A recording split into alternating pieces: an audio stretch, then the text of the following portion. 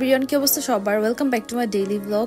আজকে তোমাদের সাথে আমি আমার গ্রামের ভিডিওগুলো শেয়ার করব। আমি গ্রামে যাওয়ার পর কি কি করলাম।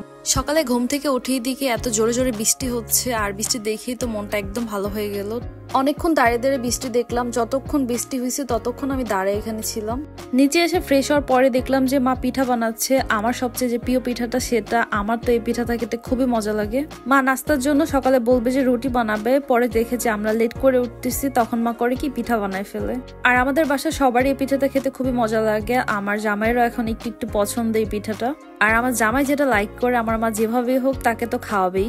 আমার জামাইয়ের সাথে সাথে আমারও কেন যেন একটা খারাপ হ্যাবিট হয়ে গেছে, মানে আমার শ্বশুর বাড়িতে প্লাস হচ্ছে আমাদের বাসায় খাবার টেবিল থাকা সত্ত্বেও কেন জানি এখন সব বেলার খাবারগুলাই হচ্ছে খাটে বসে খাওয়া হয়। এটাতে মনে হয় কমফোর্ট ফিল করি। নাস্তার পর আজকে আর চা খেলাম না, তো মাইলো ছিল, এটা ভাবলাম সবাই মিলে একটু খেয়ে ফেলি।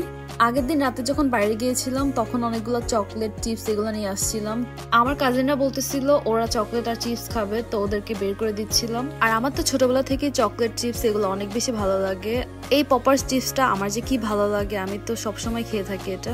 দেন একটা আপু হচ্ছে এই আম ভর্তাটা নিয়ে আসছে। এইটা একটা পাকা আমের আম ভর্তা ছিল, আর পাকা আম দিয়ে কাঁচামরিচ দিয়ে প্লাস হচ্ছে এই লেবুর পাতা দিয়ে আম ভর্তাটা খেতে যে কি মজা। তোমরা যদি এটাকে ট্রাই না করে থাকো এটা ট্রাই করতে পারো। এটা খেতে কিন্তু আসলে অনেক বেশি মজার হয়। এরপর একটু রুম থেকে বের হলাম, আর বের হয়ে দেখলাম যে বাসার কাজ কত দূর কি পর্যন্ত। বাসার যে কন্ডিশন এখন আমাদের পুরাই উল্টাপাল্টা একটা অবস্থা, মানে কোথাও তাকানো যায় না, সব দিকে একদম ময়লা আবর্জনা দিয়ে ভরপুর। যতদিন না বিল্ডিং এর কাজ শেষ হবে ততদিন এই অবস্থায় থাকবে। এখন দেখতে এতটা বাজে লাগে। এবার তো আমি গিয়ে দোলনাও বসতে পারিনি। যাই হোক, এগুলা করতে করতে দুপুরে খাবারের সময় হয়ে যায়। আর আমার জামাই হচ্ছে কি উল্টাপাল্টা যে খাবার খায় সবসময়।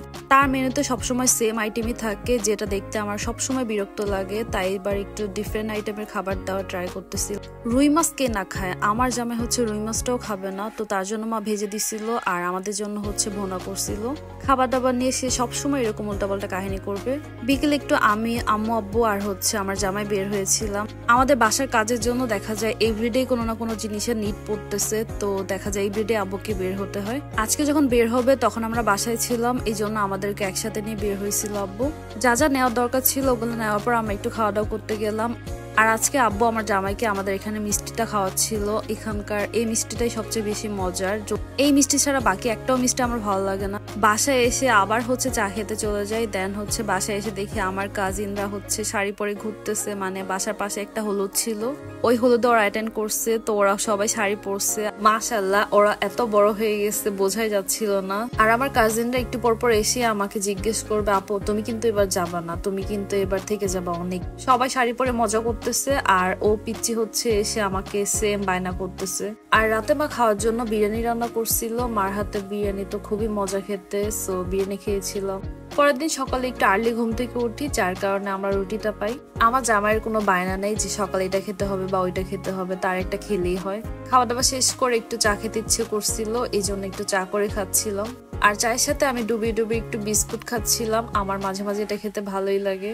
আর মা তো সবসময় রান্নার কাজে বিজি থাকে। মা হচ্ছে আমাদের জন্য দই বানাচ্ছে, তো ওইটার জন্য দুধ জাল করতেছিল। আর আমি এখানে বাচ্চা কাচ্চাদের নিয়ে অলওয়েজ বিজি থাকি, ওদের সাথে সারাক্ষণ এনজয় করতে থাকি।